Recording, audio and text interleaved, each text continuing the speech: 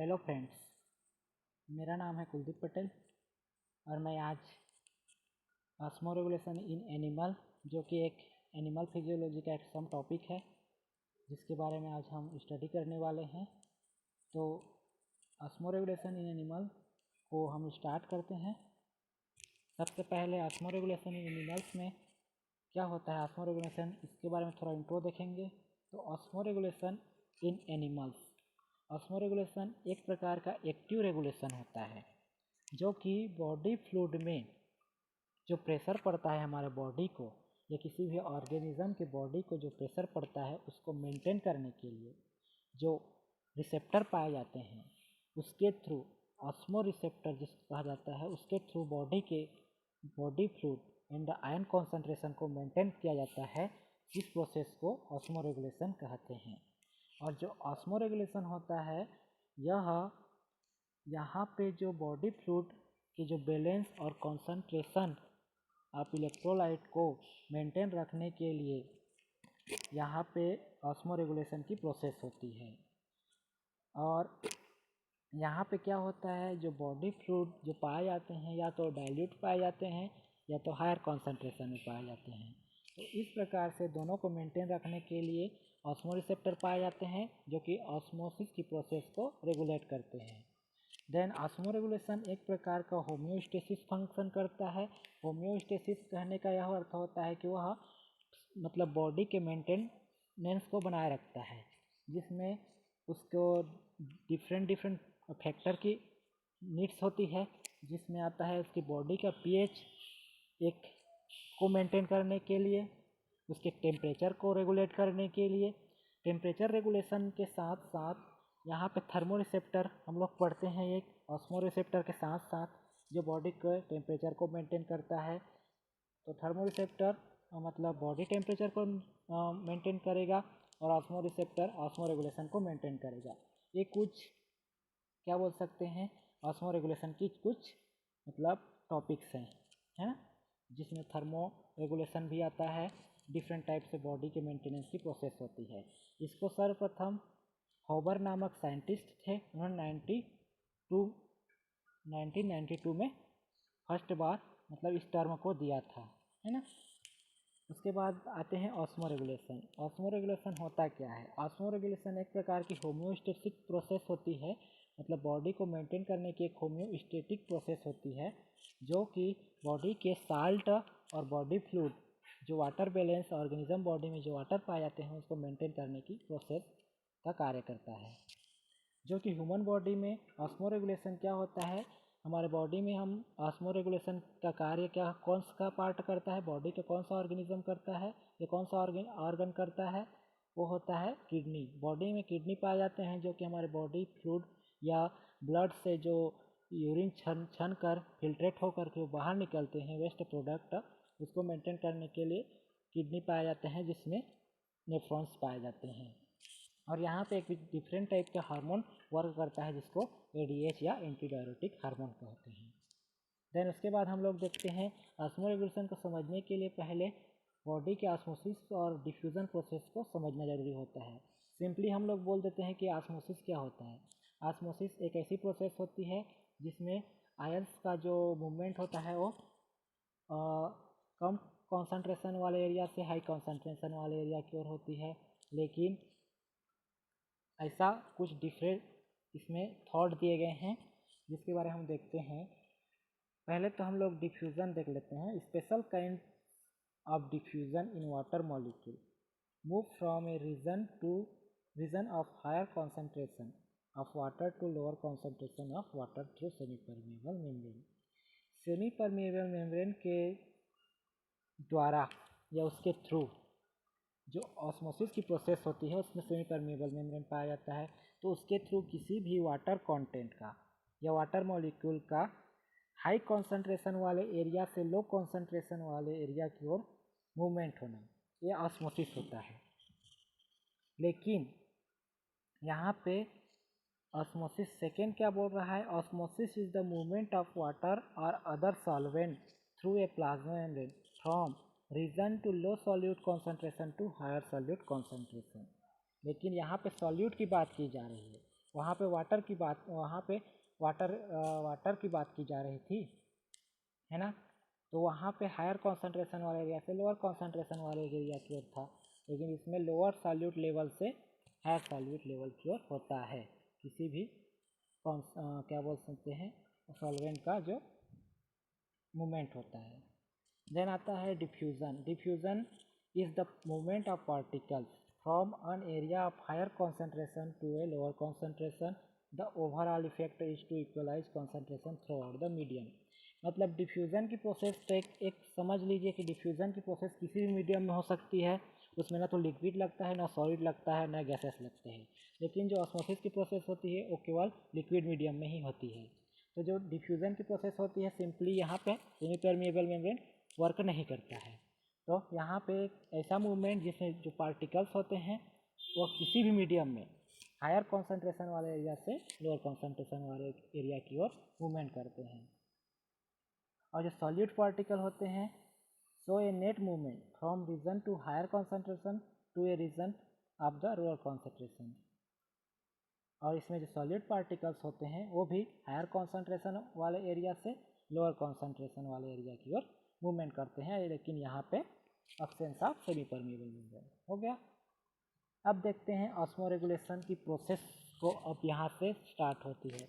इसमें जो एनिमल्स आते हैं वो आइसोटोनिक एनिमल्स होते हैं, हाइपरटोनिक एनिमल्स होते हैं, हाइपोटोनिक एनिमल्स होते हैं। तो इसके बारे में हम कुछ देखेंगे, है ना। आइसोटोनिक एनिमल्स कैसे कार्य करते हैं, क्या होते हैं, इसके बारे में हम थोड़ा जान लेते हैं। आइसोटोनिक एनिमल उन एनिमल्स में आते हैं जो किसी प्रकार के प्रॉब्लम का फेस नहीं करते, मतलब किसी प्रकार के वहाँ पे डेंजर जोन नहीं आती। आइसोटोनिक एनिमल्स कहने का अर्थ है हम लोग क्या डायग्राम के थ्रू समझते हैं। यहाँ पे 3 कंडीशन दिए गए हैं। यहाँ पे हाइपरटोनिक दिया गया है, आइसोटोनिक दिया गया है, हाइपोटोनिक दिया गया है। आपको बीच वाले पिक में नज़र आ रहा होगा आइसोटोनिक कंडीशन। आइसोटोनिक एनिमल्स क्या होते हैं? आइसोटोनिक एनिमल ऐसे एनिमल होते हैं जिनको किसी प्रकार के प्रॉब्लम को फेस करने की आवश्यकता नहीं होती, क्योंकि यहाँ पे जो मेंटेनेंस पावर रहती है, बाहरी इन्वायरमेंट की जो कॉन्सेंट्रेशन लेवल और जो मीडियम का कॉन्सेंट्रेशन लेवल रहता है वो दोनों इक्वल रहते हैं, दोनों इक्वलाइज रहते हैं। इस कारण ये किसी प्रकार के प्रॉब्लम को फेस नहीं करते। जैसे कि लिखा है इसके डेफिनेशन या कुछ टॉपिक्स में, isotonic animal are those whose body fluid have the same concentration as that of the surrounding medium। मतलब सराउंडिंग मीडियम और उसके बॉडी फ्लूइड का जो कॉन्सेंट्रेशन होता है वो सेम होता है, जिसके कारण इसे किसी प्रकार की प्रॉब्लम की फेस नहीं करनी पड़ती। इसमें आदान प्रदान जो होता है इक्वलाइज हो जाता है। तो इसमें कौन कौन से आते हैं? एग्जाम्पल है most marine animals have their body fluid, isotonic animal, isotonic with sea water, ये सब इसमें आते हैं। देन आता है हाइपरटोनिक एनिमल्स। हाइपरटोनिक एनिमल्स कौन से आते हैं? हाइपरटोनिक एनिमल्स ऐसे होते हैं, डायग्राम से ही देख लेते हैं। जो हाइपरटोनिक एनिमल्स दिख रहा है आपको, हाइपरटोनिक कंडीशन। हाइपरटोनिक कंडीशन में क्या होता है, जिस प्रकार से कोई भी बॉडी का ऑर्गन है, मान लिया जाए तो सिकुड़ गया है। सिकुड़ गया कहने का अर्थ क्या है, यहाँ पर जो क्या बोलते हैं मीडियम का कॉन्सेंट्रेशन है, साल्ट का कॉन्सेंट्रेशन है वो हाई हो गया है। मीडियम का कॉन्सेंट्रेशन हाई है साल्ट का, है ना।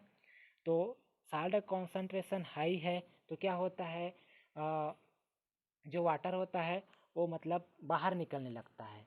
वाटर क्या होता है, जैसे कि हमने पढ़ा है क्या बोलते हैं ऑस्मोसिस के क्या परिभाषा में यहाँ पे दिया गया है कि water molecule move from a region to higher concentration of water to low concentration of water. तो यहाँ पे क्या कह रहा है, यहाँ पे जो कॉन्सेंट्रेशन है वो बढ़ गया है ना। साल्ट का कॉन्सेंट्रेशन हाई अधिक होता है, जिसके कारण जो होता है वाटर जो होता है वह बाहर निकलने लगते हैं। वाटर बाहर निकल गया, ये होता है hypertonic condition. So guys, hypertonic animal हम देख चुके हैं। हाइपरटोनिक एनिमल में क्या होता है कि जो वाटर का कॉन्सेंट्रेशन यहाँ पे किस प्रकार से मूवमेंट करेगा वाटर, मतलब यहाँ पे मीडियम मतलब जो सराउंडिंग मीडियम है वहाँ का कॉन्सेंट्रेशन जो होता है वो अधिक है, जिसके कारण वाटर उसकी ओर मूवमेंट करता है। जैसे स्पष्ट है इसमें, है ना, क्या बोलते हैं कि वो जो वाटर रहते हैं या जो सॉल्वेंट पार्टिकल रहते हैं वो लो सॉल्यूट लेवल से हायर सॉल्यूट लेवल की ओर मूवमेंट करते हैं। तो हायर कौन सा है? हायर सॉल्यूट लेवल जो है वो बाहर की ओर है, और जो लोअर सॉल्यूट लेवल है वो अंदर की ओर है। इसी कारण जो वाटर का जो मॉलिक्यूल रहता है वो बाहर की ओर मूवमेंट करने लगता है, जिसके कारण वो पिचक जाता है ना।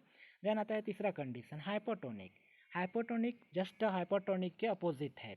इसमें क्या होता है, इसमें जो मीडियम का कॉन्सेंट्रेशन जो रहता है वो क्या होता है, लो रहता है, लेकिन जो बॉडी फ्लूइड का कॉन्सेंट्रेशन रहता है वो हाई रहता है। तो समझ सकते हैं कि यदि बॉडी फ्लूइड का कॉन्सेंट्रेशन हाई है साल्ट का, तो वाटर कहाँ आएगा, वाटर बाहर से अंदर की ओर आएगा, और जब बाहर से अंदर की ओर आ जाएगा तो वहाँ पे क्या हो जाएगा, जो ऑर्गन रहेंगे वो फूल जाएंगे, फूलने के कारण वो जिस प्रकार से ब्रस्ट हो जाएंगे, है ना। जिस प्रकार से गुब्बारा में या बैलून में हम लोग एयर को भरते हैं, है ना, तो फिर फुल फिल हो जाता है तो फट जाता है, ठीक उसी प्रकार हाइपोटोनिक कंडीशन आता है। तो पढ़ लेते हैं कुछ, है ना। Hypotonic animal are those which live in a medium of lower salt concentration. मैंने बताया कि यहाँ पे सराउंडिंग मीडियम का जो कॉन्सेंट्रेशन है वो कम है देन उसके इसके बॉडी फ्लूइड के यहाँ पर ज़्यादा है, जिसके कारण वाटर का मूवमेंट कम से ज़्यादा की ओर होगा, है ना, साल्ट के। ठीक उसी प्रकार इसमें जो एग्जाम्पल है वो fresh water, protozoan and crustacean आते हैं। ये वही 6 प्रॉब्लम्स इसमें क्रिएट ए ग्रेट प्रॉब्लम, ये भी वही प्रॉब्लम को फेस करने का कार्य करते हैं। और ये जो होता है excess water enter in body, वही बोला कि हायर टू लोअर, मतलब वाटर जो होता है वो अंदर के प्रवेश करेगा तो फट जाएगा ना ऑर्गन, इसी को हाइपोटोनिक एनिमल्स आते हैं, है ना। इसके बाद अब देखते हैं हम लोग, इतना तो हम लोग पढ़ चुके है ना, अगले स्लाइड में, पिछले स्लाइड में, है ना, जो पढ़े हैं, क्या क्या पढ़े हैं। ऑस्मो रेगुलेशन देख चुके। ऑस्मो रेगुलेशन किस प्रोसेस के थ्रू होती है, जिसमें ऑस्मोसिस आती है और डिफ्यूज़न आती है। तीसरा क्या देखे, इसमें हम लोग डिफरेंट डिफरेंट टाइप के मीडियम देखे, जिसमें आइसोटोनिक आया, हाइपोटोनिक आया, हाइपरटोनिक आया, और यही जो बेसिक है, यही ये तीनों हाइपोटोनिक, हाइपरटोनिक और आइसोटोनिक, यही बेसिक है ऑस्मो रेगुलेशन को मेंटेन करने के लिए। अगर इन तीनों को आप समझ नहीं पाएंगे तो ऑस्मो रेगुलेशन समझना थोड़ा मुश्किल हो जाएगा। तो डिफरेंट एनिमल में हम लोग आप शुरू करते हैं, ऑस्मो रेगुलेशन क्या होता है, किस प्रकार से होता है, इसको हम शुरू करते हैं। Osmo regulation animal, animal cell require more critical balance of water and solute in the body as they cannot survive a net water gain or loss। Animal को क्या होता है, अपनी बॉडी में सॉल्यूट और वाटर के बैलेंस को maintain करने के लिए, है ना, एक डिफरेंट टाइप से रिसेप्टर की आवश्यकता होती है, ताकि बॉडी का बॉडी फ्लूइड और बैलेंस बना रहे। तो इसको मेंटेन करने के लिए ही ऑस्मो रिसेप्टर कार्य करते हैं। और बिना किसी ऑस्मो रेगुलेशन के या बिना किसी वाटर के लॉस हुए या उसके गेन हुए, मतलब उसकी इंक्रीज हुई उसकी डिक्रीज हुई, हमारे बॉडी का बैलेंस मेंटेन नहीं हो सकता। जब तक वाटर का कुछ मात्रा में लॉस नहीं होगा या वाटर में कुछ मात्रा में हमारी बॉडी में नहीं बढ़ेगी, जब तक न्यूट्रलाइज नहीं होंगे तो हमारे बॉडी को बैलेंस करना मुश्किल है।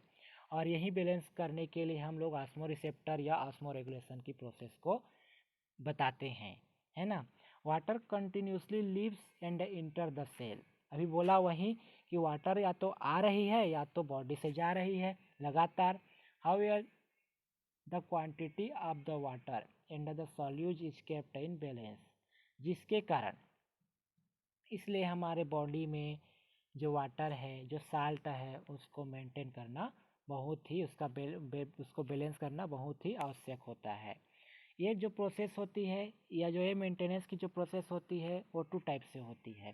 पहला आता है ऑस्मो कन्फर्मर्स, दूसरा आता है ऑस्मो रेगुलेटर्स। ऑस्मो कन्फर्मर्स सीधी बात बोल सकते हैं, ऑस्मो कन्फर्मर्स मतलब किस प्रकार से हमने आइसोटोनिक देखा था मीडियम, आइसोटोनिक में क्या हुआ था ना, तो मतलब आ रहा था, संगत में जा रहा था, और दोनों एक साथ इक्वलाइज थे, है ना, मेंटेनेंस उसमें किसी प्रकार के प्रॉब्लम को फेस नहीं कर रहे थे। ठीक उसी प्रकार ऑस्मो कन्फर्मर्स होती है। ऑस्मो कन्फर्मर्स क्या होता है, ये जो होते हैं animal response to external osmotic pressure in two important way. Some animals are osmotically dependent and the concentration of their body fluid change according to medium in which they live। मतलब ये बोल रहा है कि जो इसमें मतलब एनिमल क्या होते हैं जो ऑस्मेटिक प्रेशर को मेंटेन करने के लिए टू इम्पॉर्टेंट वेस होते हैं, मतलब दो इम्पॉर्टेंट जो महत्वपूर्ण रास्ते होते हैं, जिसमें पहला जो आता है वो उसके मीडियम के थ्रू, जो वहाँ पे वो रहते हैं उसके मीडियम के थ्रू होता है, देन उसके बॉडी फ्लूइड के थ्रू होता है। इसी को ऑस्मोटिक कन्फर्मर्स कहते हैं। मतलब एनिमल जो होता है उसके बॉडी फ्लूइड और उसके मीडियम दोनों के बीच में जो ये मेंटेनेंस की प्रोसेस होती है उसी को ऑस्मो कन्फर्मर्स कहा गया है। ऑस्मो कन्फर्मर्स जो होते हैं इसमें कोई किलो ऑस्मेटिक एनिमल आते हैं। एक प्रकार के एक्वाटिक एनिमल होते हैं जो कि मतलब ऑस्मेटिक बॉडी फ्लूइड की जो ऑस्मेटिक प्रोसेस प्रेशर रहता है उसको अधिक कर देते हैं या तो मेंटेन करने के लिए इनकेपेबल होते हैं। मोर या मतलब लेस, मतलब कम और ज़्यादा को मेंटेनेंस करने के लिए इनकेपेबल होते हैं, उनको हम कोई किलो ऑस्मेटिक एनिमल में लेते हैं, जो कि दो प्रकार के होते हैं। एक होता है स्टेनोहेलाइन और दूसरा होता है यूरिहेनाइन, है ना। अब इसके बाद देखते हैं यहाँ यहाँ पर आप समझ सकते हैं स्टेनोहेलाइन और यूरिहेनाइन, मैंने दो नाम लिया जो कि प्यूरो ऑस्मेटिक कोई किलो ऑस्मेटिक एनिमल में आते हैं। कोई किलो मैंने बताया कि इनकेपेबल हो रहे हैं, मतलब किसी भी मेंटेनिंग पावर को रखने के लिए सक्षम नहीं है। तो जो स्टेनोहेलाइन रहते हैं ये बहुत ही स्लाइटली मतलब बहुत ही कम अपनी जो टॉलरेटिव पावर रहती है, जो सहनशीलता पावर रहती है उसमें चेंजेस करती है, बहुत ही कम चेंजेस करती है ना। और जो यूरिहेलाइन रहते हैं, यूरिहेलाइन ये जो होते हैं ये बहुत अधिक रेंज में, वाइड रेंज में मतलब टॉलरेशन पावर इसमें होती है और ये चेंजेस कर सकते हैं सैलिनिटी को। जो बॉडी में सैलिनिटी पाई जा रही है, जो साल्ट की मात्रा पाई जा रही है उसको सैलिनिटी कहा गया है, उसको मतलब मेंटेन करने के लिए ये वाइड रेंज में रिस्पॉन्सिबल होते हैं, वो बहुत ही स्लाइटली रेंज में रिस्पॉन्सिबल होता है टॉलरेशन के लिए। तो ये दो प्रकार से हमने पढ़ा, स्टेनोहेलाइन और यूरिहेलाइन, है ना। उसके बाद देखते हैं डेफिनेशन, ऑस्मो कन्फर्मर्स क्या होता है ना। जैसे डेफिनेशन से ही हमें पता चल रहा है कि वे एनिमल जो आइसोटोनिक मीडियम में रहते हैं, मतलब इसका जो एक्सटर्नल एनवायरनमेंट जो होता है आइसोटोनिक मीडियम में रहता है। आइसोटोनिक मतलब इक्वल कंडीशन, है ना, जो कि do not actively adjust their internal osmotic state even for marine salt water environment are no osmo conformer. जो कि उसके इंटरनल ऑस्मोटिक जो प्रेशर रहता है, जो बॉडी का आंतरिक प्रेशर रहता है उसको मतलब मेंटेन करने के लिए मतलब एक्टिव नहीं रहते। अर्थात ये कहने का अर्थ यह है कि जो ऑस्मो कन्फर्मर्स होते हैं वो केवल आइसोटोनिक ही टाइप से ही होते हैं, जो केवल कन्फर्म रहता है कि इसमें ये प्रोसेस होगी तो ये चलेगा, मतलब एक प्रकार से इसमें रेगुलेशन की प्रोसेस नहीं हो रही है। तो इसमें जो एग्जाम्पल होता है वो इनवर्टिब्रेट्स हो रहे हैं और कार्टिलेजिनस फिशेस आते हैं। देन उसके बाद हम लोग देखते हैं ऑस्मो रेगुलेटर। जो मेंटेनेंस की प्रोसेस होती है वो यहाँ से शुरू होती है ऑस्मो रेगुलेटर से।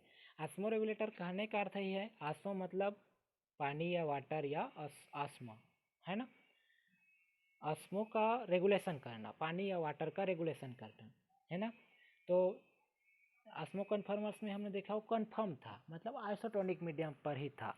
लेकिन यहाँ पे ऑस्मो रेगुलेटर क्या होता है, the animal whose body fluid concentration different noticeably from the outside environment and active regulation to discharge excess water and salt in hypotonic condition therefore are called as osmoregulator। यहाँ पे बोल रहा है कि जो आउटसाइड के इन्वायरमेंट से जो बॉडी फ्लूइड का कॉन्सेंट्रेशन होता है वो डिफरेंट होता है ना। ये लाइन जो बोल रहा है फर्स्ट लाइन देखिए, जो कह रहा है कि जो आउटसाइड का जो मतलब कॉन्सेंट्रेशन रहता है वो इनसाइड्स के कॉन्सेंट्रेशन या बॉडी फ्लूइड के कॉन्सेंट्रेशन से डिफरेंट होता है, जो कि बॉडी के वाटर या साल्ट को हाइपोटोनिक कंडीशन, हाइपोटोनिक कहने का अर्थ था मतलब जो वाटर जो होता है अंदर की ओर इंटर करता है, क्योंकि साल्ट कॉन्सेंट्रेशन वहाँ पे अधिक होता है, जिससे कारण वाटर जो होता है वो अंदर की ओर प्रवेश करने लगता है ना। यह आता है हाइपोटोनिक कंडीशन। हो गया।